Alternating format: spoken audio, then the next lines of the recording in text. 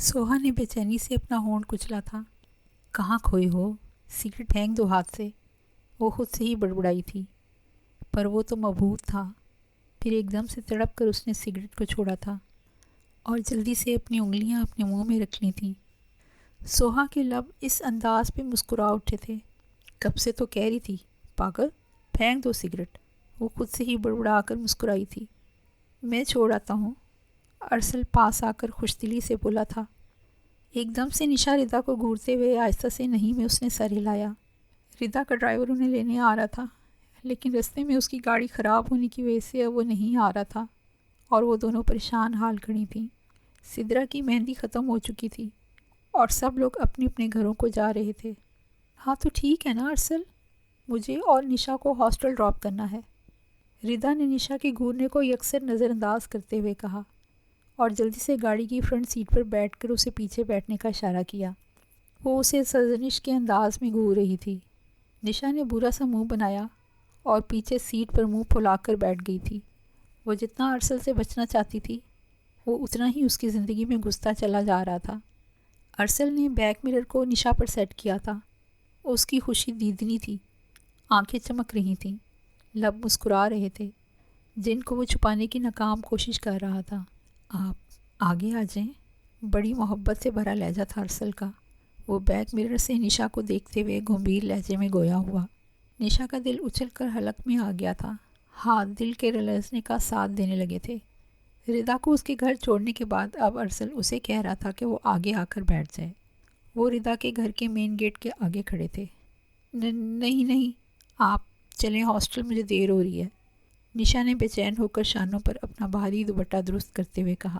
نہیں، جب تک آپ آگے آ کر نہیں بیٹھیں گی میں بالکل بھی کار سٹارٹ نہیں کروں گا۔ وہ اسٹیئرنگ سے ہاتھ ہٹا کر اب سیٹ سے ٹیک لگا کر بچوں کی طرح ضد پر اتر آیا تھا۔ یہ کس طرح کی ضد ہوئی بھلا؟ نشا کی زبان لڑکھڑائی تھی۔ ماتھے پر بل لاتے ہوئے اس نے کہا، بس اسی طرح کی ہوئی۔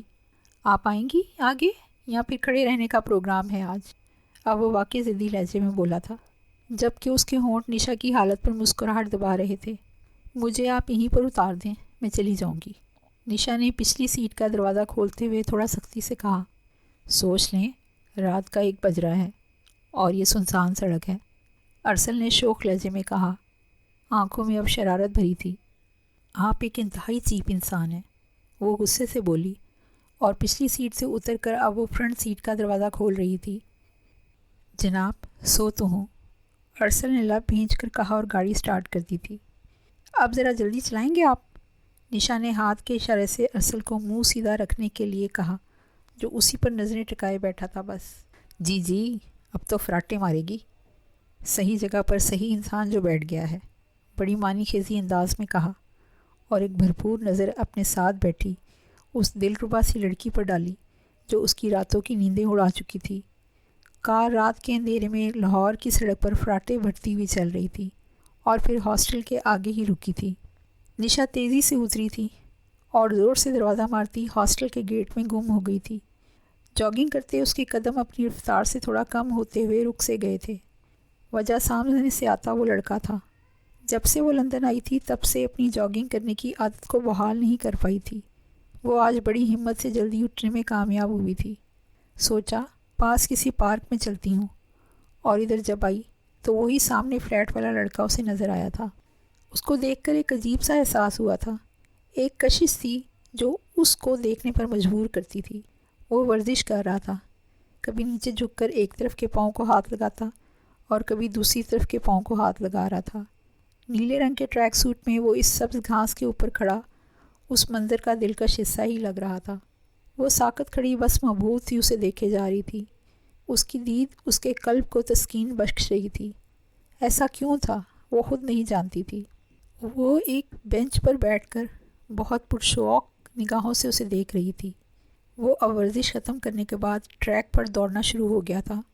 سوہا بھی اس کے پیچھے پیچھے اس کے قدموں کے نشانوں پر بھاگ رہی تھی۔ اس کی مضبوط کمر، پسینے سے تھوڑی سی گیلی ہوئی شرٹ اور بالوں سے ہلکا ہلکا نمی کے پن کا احساس، کیا تھا یہ؟ وہ کیوں اس لڑکے کو اتنی اہمیت دے رہی تھی؟ کیا اس کا خوبرو ہونا ہی اس کے لیے کشش کا باعث تھا؟ نہیں، اس میں کچھ اور الگ سا تھا، کچھ ایسا جو اسے سب مردوں سے الگ کرتا تھا۔ وہ اس کی پشت پر نظریں جمائے اس کے پیچھے پیچھے بھاگ رہی تھی۔ یہ سب کرنا اس کے دل کو بھلا سا لگ رہا تھا۔ اس کے ذہن میں تو آج تک مرد کچھ اور ہی صورتوں میں بسے ہوئے تھے، لاپرواہ اس کے باپ کی طرح، جو صرف کہتے ہی ہیں کہ محبت ہے، نہ تو وہ محبت اپنی بیوی سے نبھا سکے نہ ہی اپنی بیٹی سے۔ وہ دوڑتے ہوئے پسینے سے شرابور ہو گئی تھی، پاؤں جوگرز میں گرم ہو رہے تھے۔ اس کے چچا جو پوری طرح اپنی بیوی کے غلام تھے، پھر وہ خبیث جاوید، اس کی چچی کا بھائی، جس نے اس کو اتنی چھوٹی سی عمر میں اپنی ہوس کا نشانہ بنانا چاہا تھا۔ اس نے ماتھے کے پسینے کو صاف کیا تھا۔ یا پھر سر البرٹ، جو بہانے بہانے سے اس کی پیٹھ پر ہاتھ پھیرتے تھے۔ یا پھر وہ جان، جو اپنی بیوی کو راتوں کو مارتا تھا۔ اور وہ روز کا سوتیلا باپ، جو اپنی سوتیلی بیٹی کو اپنی تسکین کے لیے استعمال کرتا تھا۔ اس نے آج سے پہلے کبھی کسی کے بارے میں بھی یوں نہیں سوچا تھا جیسا وہ اس لڑکے کے بارے میں سوچنے لگی تھی۔ ایسے ہی کسی بھی وجہ کے بنا وہ اس کو دیکھتی رہتی تھی، اور آج پارک میں بھی اس کو دیکھ کر اس کا کچھ ایسا ہی حال تھا۔ اس کا سانس پھول گیا تھا، وہ رکنے پر مجبور ہو گئی تھی۔ گھٹنوں پر ہاتھ رکھ کے وہ سانس بحال کرتی اس لڑکے کو دور جاتا دیکھ رہی تھی۔ واہ، یہ تو کمال ہو گیا جی، نوید گھوم کر سب کی طرف دیکھتے ہوئے بولا۔ اس نے دونوں ہاتھوں سے تالی بجائی۔ سب لوگ جو اس وقت ان کے گروپ میں بیٹھے ہوئے تھے ایک دم سے متوجہ ہوئے تھے، اور سوالیہ نظروں سے اب سب نوید کی طرف دیکھ رہے تھے۔ سنو بھائی سنو، سب سنو، اس سنڈے واسم زوزیج اپنے گھر سب کو ٹریٹ دے رہا ہے، اس نے پرجوش انداز میں اعلان کیا۔ واؤ، یہ سچ ہے کیا؟ میں تو بہت ایکسائٹیڈ ہوں۔ کیرن خوشی سے کتاب بند کرنے کے بعد کھڑی ہوئی تھی۔ سب لوگ ہنس رہے تھے اور خوش ہو کر واسم کی دعوت قبول کرنے کی حامی بھر رہے تھے۔ جی جی بالکل سچ۔ آپ سب کے جان کھانے پر واسم نے یہ سوچا کیوں نہ اپنے فلیٹ پر سب کو دعوت دی جائے۔ نوید پھر شوق انداز میں گویا ہوا۔ وہ فائنل ایئر میں MBA کی ڈگری میں ٹاپ کر چکا تھا، جس پر اب سب کو وہ اپنے فلیٹ پر دعوت دینا چاہتا تھا۔ کیرن سب سے زیادہ پرجوش تھی۔ وہ دور کھڑی منہ میں قلم دبائے سوچوں میں گم تھی، نظریں یکٹک واسم پر جمائے، ستون سے ٹیک لگائے وہ اس شخص کو دیکھے جا رہی تھی جس نے اسے ہوش سے بیگانہ کر رکھا تھا۔ وہ باتیں کرتا ہوا بار بار کیرن کی طرف دیکھ رہا تھا، جو عجیب ہی نظروں سے اسے دیکھ رہی تھی۔ اس نے تصویر کو زوم کیا تھا۔ ہلکے بیبی پنک سوٹ میں ملبوس وہ اس کے دل کی ملکہ اس کے ساتھ بیٹھی تھی، اور واسم اس کا ہاتھ تھامے اس کی انگلی میں اپنی نسبت کی نشانی پہنا رہا تھا۔ واسم نے اسکرین کو اپنی 2 انگلیوں کی مدد سے زوم کیا تھا۔ اب پورے موبائل اسکرین پر بس اس کا چہرہ تھا، پھر اور زوم کیا تھا۔ اب پوری اسکرین پر اس کے پنکھڑی جیسے ہونٹ تھے۔ اس نے دل کی بےتابی سے ڈر کر فوراً تصویر کو پھر سے چھوٹا کر دیا تھا۔ وہ روئی روئی سی منہ پھلائے کتنی حسین لگ رہی تھی۔ واسم آج پھر اس کی تصویر دیکھ کر کہا لگا رہا تھا۔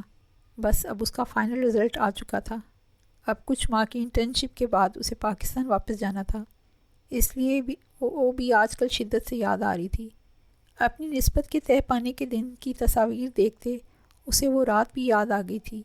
اتنا کیوں روئی تھی تم؟ واسم سینے پر ہاتھ باندھے پرشوق نگاہیں لیے اس کے بالکل سامنے کھڑا تھا۔ اس کے وجود سے بینی بینی خوشبو اٹھ رہی تھی۔ اس کی نظریں جھکی تھیں لیکن چہرہ بے تاثر تھا۔ میں نے آپ کو ہمیشہ واسم بھائی سمجھا، کبھی اس نظر سے دیکھا ہی نہیں، وہ دھیرے سے لب کچلتے ہوئے بولی تھی۔ مجھے یہ رشتہ ایکسیپٹ کرنے میں دقت ہو رہی ہے۔ اس نے ایک پل کے لیے بس نظر اٹھا کر واسم کو دیکھا تھا۔ ارے تو کیا ہوا، میں جا رہا ہوں نا لنڈن 4 سال کے لیے، کتنی اپنائیت سے وہ بولا تھا۔ دل تو مچل رہا تھا کہ یہ سب اس کے گداز ہاتھوں کو تھام کر کہے، پر وہ ابھی اس رشتے کو قبول نہیں کر پا رہی تھی۔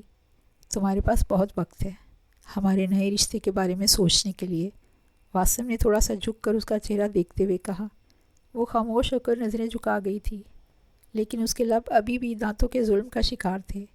وہ ان کو بار بار بے چینی سے کچل رہی تھی۔ وہ اس وقت 16 سال کی تھی اور واسم 20 سال کا تھا۔ یہ رشتہ واسم کی پسند سے طے پایا تھا۔ آغا جان دل و جان سے خوش تھے اس رشتے پر۔ ان کے لیے اس سے بڑھ کر اور خوشی کیا ہو سکتی تھی کہ ان کے دونوں بیٹوں کا رشتہ اس رشتے کے بعد اور مضبوط ہو گیا تھا۔ واسم دھیرے سے مسکرا رہا تھا اور اس کی تصویریں پلٹ پلٹ کر دیکھ رہا تھا۔ اب تک تو تم نے ہمارے رشتے کو قبول کر ہی لیا ہوگا، اب پاکستان جاؤں گا تو جا کر شادی کا شور ڈال دوں گا۔ وہ زیر لب اپنی ہی سوچ پر مسکرا دیا تھا۔ یار اچھے کھاتے پیتے گھر سے ہے، اچھا خوش شکل ہے، ردا ماتھے میں بل ڈال کر پوچھ رہی تھی، جبکہ سامنے نشا سر جھکائے لب کچل رہی تھی۔ تمہارا دیوانہ ہے، فیوچر بھی برائٹ ہے، تمہیں اور کیا چاہیے بولو؟ ردا نے تھوڑا سا اس کا جھکا ہوا سر اوپر اٹھاتے ہوئے کہا۔ اگر وہ رشتہ بھیجنا چاہتا ہے تو کیا برائی ہے، پاگل؟ ردا نے اس کی آنکھوں کی نمی کو دیکھ کر اپنے لہجے کو تھوڑا نرم کیا۔ تمہاری جگہ میں ہوتی تو کبھی ایسے بار بار اسے نہ دھتکارتی۔ تم نے آج اس کے ساتھ بہت برا کیا۔ کتنے مان سے آیا تھا وہ تمہارے پاس، تمہارے گھر کا پتہ لینے۔ وہ اپنی فیملی کو بھی تمہارے لیے راضی کر چکا ہے۔ ردا اسے قائل کرنے کی کوشش کر رہی تھی۔ اور مجھے یہ بھی پتہ ہے کہ تمہاری یہ بے قراری کسی سے بھی ڈھکی چھپی نہیں ہے، تم بھی اسے دل ہی دل میں چاہنے لگی ہو۔ ردا نے مسکراتے ہوئے اس کے اسپاٹ چہرے کو دیکھا۔ جب اسے پسند کرنے لگی ہو تو پھر مسئلہ کیا ہے، بولو نا؟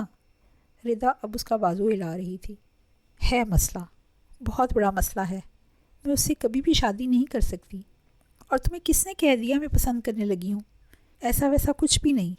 نشا اپنی چوری پکڑے جانے پر خجل سی ہو گئی تھی۔ بکواس نہ کرو تم، میں کچھ دن سے نوٹ کر رہی ہوں۔ ردا کے ماتھے پر پھر سے بال آ گئے تھے اور آواز میں سختی آ گئی تھی، جیسے چوری چوری تم اسے دیکھتی ہو، اور اب تو جب وہ آتا ہے تو تم اپنی جگہ بھی نہیں بدلتی۔ وہ ہنوز اس بات پر قائم تھی کہ نشا اب ارسل کو چاہنے لگی ہے۔ جھوٹ ہے یہ سب، میں ایسا کچھ بھی نہیں کرتی رہی ہوں، اور میں ایسا کر ہی نہیں سکتی ہوں۔ وہ روحانسی ہو کر ردا کو جھٹلا رہی تھی۔ کیوں؟ تم کیوں نہیں کر سکتی؟ تم بھی عام لڑکیوں کی جیسی ہو، جو سچی محبت میں بھی لگن اور تڑپ کو تلاش کرتی پھرتی ہیں، اور جہاں سے بھی وہ مل جائے تو سب وار دیتی ہیں اس پر۔ ردا دو ٹوک لہجے میں بولی۔ نہیں، ایسا کچھ بھی نہیں۔ نشا نے نظریں چرا لی تھیں۔ تو پھر کیسا ہے؟ میں تمہارے گھر کا ایڈریس دینے جا رہی ہوں ارسل کو۔ ردا اب غصے سے اٹھی تھی۔ رکو، پاگل مت بنو۔ نشا نے ایک ہی جست میں اس کا بازو پکڑ کر اسے پھر سے بینچ پر بٹھا دیا تھا۔ میں کبھی بھی ارسل سے شادی نہیں کر سکتی۔ وہ سر نیچے کیے اب یونیورسٹی کے لان کی گھاس کو دیکھ رہی تھی۔ میں انگیجڈ ہوں، اس نے ایک دم سے ردا کی آنکھوں میں دیکھ کر کہا۔ آج سے 4 سال پہلے میری نسبت میرے تایا کے بیٹے سے طے ہو گئی تھی، واسم زوزیج سے۔ جاگنگ کرتے اس کے قدم ٹریک کی زمین کو بری طرح رونتے ہوئے پیچھے چھوڑ رہے تھے۔ سفید رنگ کے جاگرز پہنے واسم پارک کے ٹریک پر دوڑ رہا تھا۔ بالوں اور گالوں پر اب تپش کا احساس بڑھتا جا رہا تھا۔ ساتھ ساتھ ایک اور احساس اسے تنگ کر رہا تھا کہ کوئی اس کا پیچھا کر رہا ہے۔ یہ احساس اسے بہت دن سے ہو رہا تھا۔ جب وہ پارک میں ہوتا ہے تو مسلسل کوئی اس کے پیچھے ہوتا ہے۔ پہلے تو اپنا وہم سمجھا کہ اتنے لوگ ہوتے ہیں، لیکن پھر عجیب سی محسوسات سے دوچار ہوا تھا۔ اس نے آج تنگ آ کر ایک دم سے اپنے رخ کو موڑا تھا۔ اس کے کچھ فاصلے پر ایک لڑکی فوراً سے پلٹی تھی، جس کا چہرہ دیکھنے میں ناکام رہا تھا۔ وہ مخالف سمت میں بھاگی تھی۔ وہ کچھ دیر کھڑا اس عجیب سی حرکت کے بارے میں سوچتا رہا، پھر سر جھٹک کر وہاں سے چل دیا۔ تو اس میں کیا ہے؟ منگنی ہی ہے نا، نکاح تھوڑی ہے، ارسل کچھ سوچتے ہوئے بولا تھا، لیکن اس کے چہرے کا ایک دم زرد پڑتا رنگ اس کے اندر کے کرب کا واضح ثبوت تھا۔ وہ بار بار اپنے خشک ہوتے ہونٹ پر زبان پھیر رہا تھا۔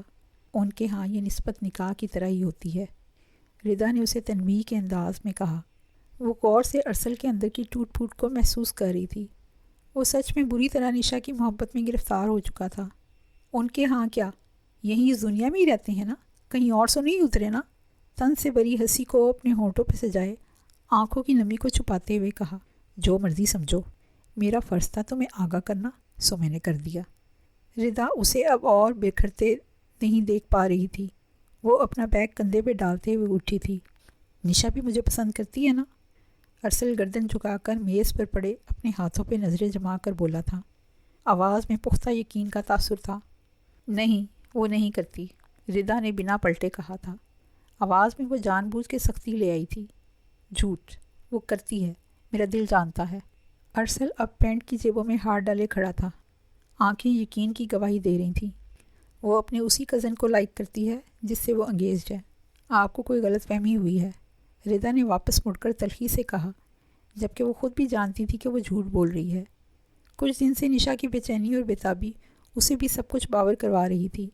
ٹھیک ہے، اسے کوئی سب کچھ خود آ کر مجھ سے کہہ دے۔ وہ اب ردا کے بالکل سامنے سینے پر ہاتھ باندھے کھڑا کہہ رہا تھا۔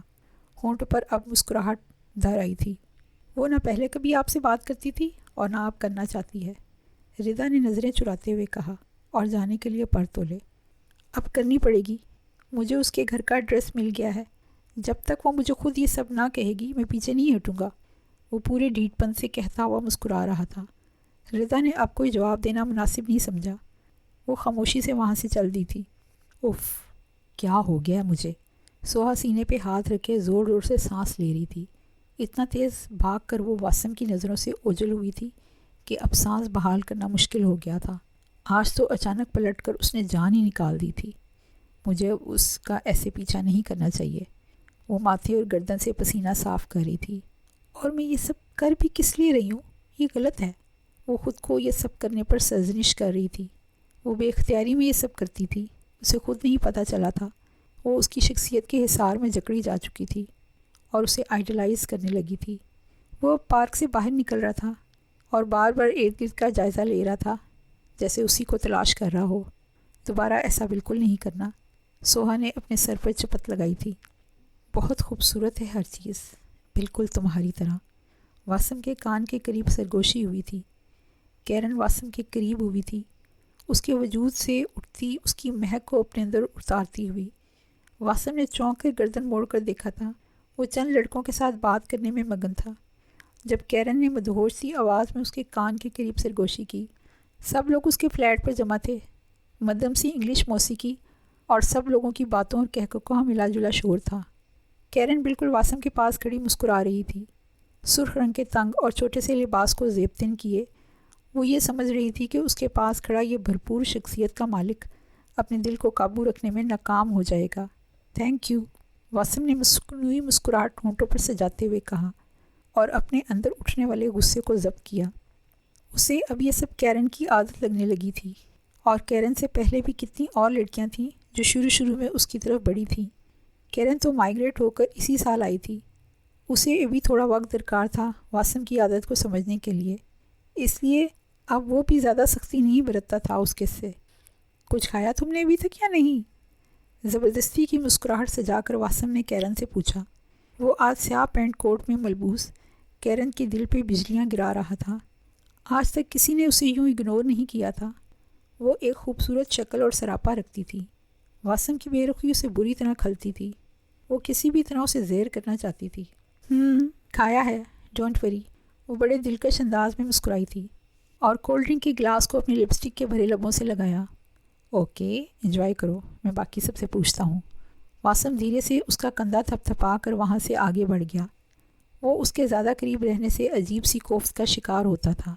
کیرن اپنے وجود کو دائیں سے بائیں ہلکے سے ہلاتے ہوئے معنی خیز انداز میں مسکرائی، پھر آہستہ سے چلتی ہوئی وہ کچن کاؤنٹر پر آئی تھی۔ وہ چور نظروں سے ارد گرد کا جائزہ بھی لے رہی تھی۔ اس نے اپنے کلچ نما چھوٹے سے پرس سے اپنا موبائل فون نکالا اور اسے سوئچ آف کر کے پاس پڑی ٹوکری میں پھینک دیا۔ فون پھلوں کی ٹوکری میں پڑا تھا۔ تم نے کبھی کسی ایک لمحے کے لیے بھی میرے بارے میں نہیں سوچا؟ ارسل نے رج جگی آنکھوں میں اپنے سامنے بیٹھی ہاتھوں کو بری طرح مسلتی نشا کو دیکھ کر کہا۔ نہیں۔ نشا نے نظریں چرا کر ارد گرد دیکھا اور اپنے کندھے پر دوپٹہ درست کیا۔ یہ ہو ہی نہیں سکتا، وہ گمبھیر لہجے میں آہستہ سے بولا۔ بکھرے بال، الجھن سے بھری آنکھیں لیے وہ کسی لمبی مسافت کا مسافر لگ رہا تھا۔ آپ مجھ سے زیادہ کیسے جان سکتے ہیں؟ نشا نے لڑکھڑاتی آواز میں کہا۔ دیکھیں، میں نے سیدھے طریقے سے صاف صاف الفاظ میں بتا دیا ہے کہ میں انگیزڈ ہوں، اب اس سے آگے کیا؟ اس نے پہلی دفعہ ارسل کی آنکھوں میں آنکھیں ڈالنے کی ہمت کی، پھر فوراً ہی خجل ہو کر چہرے کا رخ دوسری طرف موڑ لیا۔ تو منگنی توڑی بھی جا سکتی ہے، وہ پرعزم انداز میں بولا۔ آپ سمجھتے کیا ہیں خود کو؟ دیکھیں، پہلے مجھے لگا آپ بس یوں ہی فلرٹ کر رہے ہیں میرے ساتھ، اس لیے میں نے آپ کو کچھ بھی بتانا مناسب نہیں سمجھا۔ وہ غصے سے اپنی کرسی چھوڑ کر اٹھی تھی، چہرہ سرخ ہو گیا تھا۔ تو کیا اب آپ کو میری سچی محبت پر یقین ہو گیا ہے؟ ارسل کے خشک ہونٹوں پر مسکراہٹ ابھری اور آنکھیں چمک گئی تھیں۔ نہیں، ایسا بالکل نہیں ہے، نشا نے گڑبڑا کر کہا اور جلدی سے بیگ کو کندھے پر لٹکایا۔ ایسا ہی ہے مسز شاون، آپ کو نہ صرف اب میری محبت پر یقین ہے بلکہ آپ بھی مجھے چاہنے لگی ہیں۔ ارسل نشا کے بالکل سامنے آ کر کھڑا ہو گیا تھا۔ نشا نے نظریں نیچے کی ہوئی تھیں، بس اس کا سینہ نظر آ رہا تھا۔ نہیں، مجھے یقین نہیں ہے۔ نشا کی آواز کہیں بہت دور سے آتی ہوئی محسوس ہوئی تھی۔ ہاں، وہ اب ڈھیٹ بنا بالکل مقابل آ گیا تھا۔ نہیں، میرا راستہ چھوڑیں۔ نشا کو اپنی دھڑکنوں کا بے ترتیب ہونا سمجھ نہیں آ رہا تھا۔ اس نے کبھی کسی کے لیے یوں محسوس نہیں کیا تھا جیسا وہ ارسل کے لیے کر رہی تھی۔ واسم کے لیے تو کبھی بھی نہیں۔ بچپن سے لے کر آج تک وہ اسے موہب کی طرح اپنا بھائی ہی سمجھتی رہی تھی۔ وہی تھا جس کو 4 سال پہلے پتہ نہیں کیا سوجی کہ شور ڈال کر اسے اپنے نام کے ساتھ منسوب کر بیٹھا تھا۔ دیکھیں، آپ میرے ساتھ زبردستی کر رہے ہیں۔ نشا نے اپنے کانوں کی لو اس کے جسم سے نکلنے والی تپش سے گرم ہوتا محسوس کیا تو گھبرا کے بولی، تم بھی مجھے تڑپا رہی ہو، بول کیوں نہیں دیتی؟ اس نے جذبات سے لبریز ہو کر نشا کا ہاتھ پکڑ لیا تھا۔ میں نہیں کرتی آپ سے محبت، بات سمجھ کیوں نہیں آتی آخر آپ کو؟ نشا نے ایک جھٹکے سے اپنا ہاتھ اس کے ہاتھ سے چھڑوایا تھا۔ اور آج کے بعد اگر آپ نے مجھ سے اس سلسلے میں کوئی بھی بات کی تو میں یہاں سے ہمیشہ کے لیے چلی جاؤں گی، سمجھے آپ؟ نشا نے اس کی آنکھوں کے سامنے اپنی انگلی لہرا کے کہا، اور تیزی سے وہاں اسے یوں ہی کھڑا چھوڑ کر نکل گئی تھی۔ سوہا کالج سے واپس لوٹی تو شام کے 4 بج رہے تھے جب اس نے اپنے پاس سے کار گزرتے دیکھی تھی۔ بے دھیانی میں اس کی نظر کار کے اندر موجود 2 لوگوں پر پڑی تھی۔ کار میں اسی لڑکے کے ساتھ فرنٹ سیٹ پر کوئی بہت خوبصورت اور جدید طرز کے لباس میں ملبوس ایک مغربی لڑکی بیٹھی تھی۔ وہ ہنس رہی تھی۔ سوہا ایک دم سے تھم سی گئی تھی۔ پورے 1 ماہ بعد آج پہلی دفعہ اس لڑکے کو اس نے کسی لڑکی کے ساتھ دیکھا تھا۔ عجیب سی جلن سی ہوئی تھی۔ وہ اس لڑکے کا امیج اپنی ذہن میں ایک پرفیکٹ شخصیت کے طور پہ بنا چکی تھی۔ اس کا دل ایک دم سے بجھ سا گیا تھا۔